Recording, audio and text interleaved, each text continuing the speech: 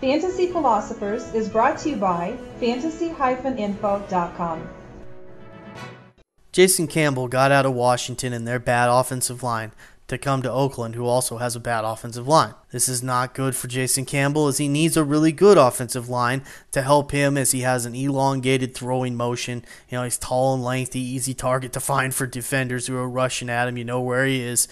And so he's a guy that needs that kind of time to get better. Actually, I do think, though, however, the Raiders may be in a little bit better situation offensive line-wise than the Redskins. That's not saying a lot, but I do see some of their younger guys they brought in as promising, gutty, gritty type of guys that maybe can do some things.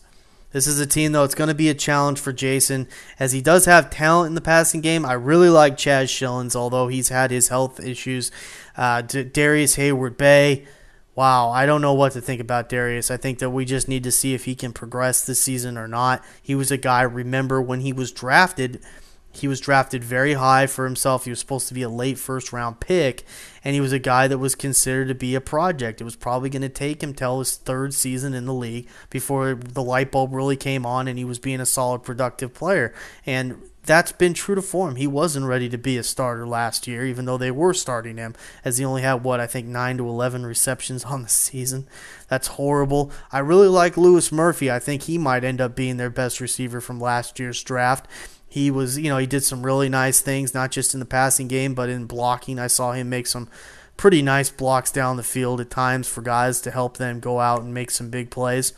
So, overall, I do still like some of those receivers. He does have Zach Miller, a nice little tight end, but it's going to be hard for him to have much fantasy relevance this year.